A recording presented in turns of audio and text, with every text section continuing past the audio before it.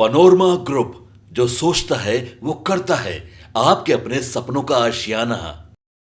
वैश्विक स्तर पर जब भी आतंकवाद और उसके आर्थिक स्रोतों की बात होती है तो पाकिस्तान का नाम बिना उल्लेख के भी चर्चा में आ जाता है।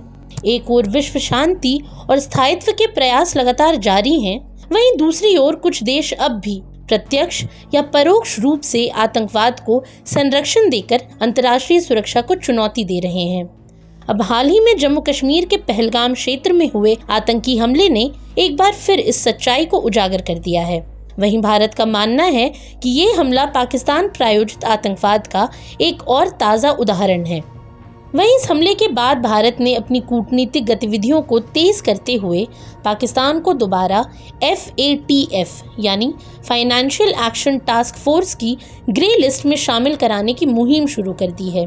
भारत का तर्क है कि पाकिस्तान वर्ष 2022 में FATF की ग्रे लिस्ट से बाहर तो आ गया, लेकिन उसने आतंकी संगठनों के विरुद्ध कोई प्रभावी और स्थायी कार्रवाई नहीं की। ऐसे में पाकिस्तान की कथनी और करनी में अंतर साफ दिखाई देता है।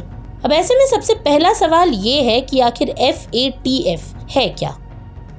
दरअसल FATF एक अंतर्राष्ट्रीय संगठन है जिसकी स्थापना 1989 में G7 देशों द्वारा की गई थी। इसका मुख्य उद्देश्य मनी लॉन्ड्रिंग, आतंकवादी फंडिंग और हथियारों की अवैध खरीद फरोख्त को रोकना है। इसका मुख्यालय पेरिस में स्थित है और वर्तमान में इसमें 39 सदस्य देश शामिल हैं। भारत साल 2010 से इसका पूर्ण सदस्य है और वो एशिया पैसिफिक ग्रुप और यूरेशियन ग्रुप जैसे क्षेत्रीय संगठनों के माध्यम से भी इससे जुड़ा हुआ है।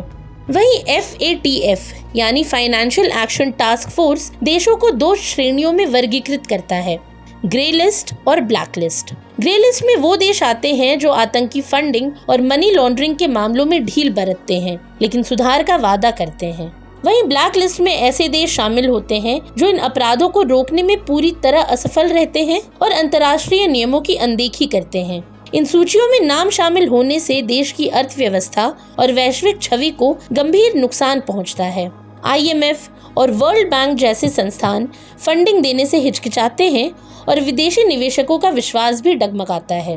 अब गौरतलब है कि पाकिस्तान का FATF से जुड़ा इतिहास काफी लंबा और संदिग्ध रहा। 2008, 2012 से 15 और फिर 2018 से 22 तक वो FATF की ग्रे लिस्ट में रह चुका है। 2022 में FATF ने उसे ये कहकर सूची से बाहर किया कि उसने निर्धारित 34 बिंदुओं पर कार्रवाई की है, लेकिन भारत सहित कई देशों का मानना है कि पाकिस्तान ने केवल सतही सुधार किए हैं और आतंकी संगठनों की जड़ें आज भी वहां मजबूत बनी हुई हैं। वहीं भारत ने भी इस बार रणनीतिक रूप से अपने प्रमुख वैश्विक सहयोगियों से गहन बातचीत शुरू कर दी है। जून 2025 में होने वाली FATF की बैठक को भारत एक महत्वपूर्ण अवसर के रूप में देख रहा है। भारत की योजना सिर्फ पाकिस्तान को ग्रे लिस्ट में डालने तक सीमित नहीं है, बल्कि उसके वित्तीय स्रोतों पर भी अंतर्राष्ट्रीय स्तर पर प्रतिबंध लगाने की दिशा में प्रयास किए जा रहे हैं। विश्व बैंक से मिलने वाली संभावित सहायता पर भी भारत आपत्ति दर्ज कराने की तैयारी में लगा हुआ है। वहीं अगर पाकिस्तान की आर्थिक स्थिति की बात करें तो आज पाकिस्तान की अर्थव्यवस्था डगमगाती नाव की तरह बहाव के भरोसे चल रही है। IMF से हाल ही में मिले $1 बिलियन के कर्ज के बदले 11 सख्त शर्तें पाकिस्तान पर थोप दी गई हैं। इनमें ऊर्जा दरों में सुधार, टैक्स सुधार और संसदीय मंजूरी जैसी मांगे शामिल हैं।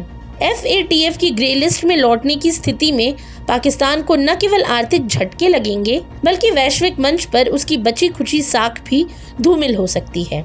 विदेशी निवेशकों का भरोसा डगमगाएगा और पाकिस्तान को अंतर्राष्ट्रीय कर्ज पाना मुश्किल हो जाएगा। ऐसे में FATF की आगामी जून बैठक दक्षिण एशिया की सुरक्षा नीतियों, आतंकवाद के खिलाफ वैश्विक एकजुटता और पाकिस्तान के दोहरे रवैये पर सख्त रुख अपनाने के लिए मील का पत्थर साबित हो सकती है। भारत के लिए ये महज कूटनीतिक जंग नहीं, बल्कि ये उसकी सुरक्षित भविष्य और क्षेत्रीय स्थायित्व की लड़ाई है।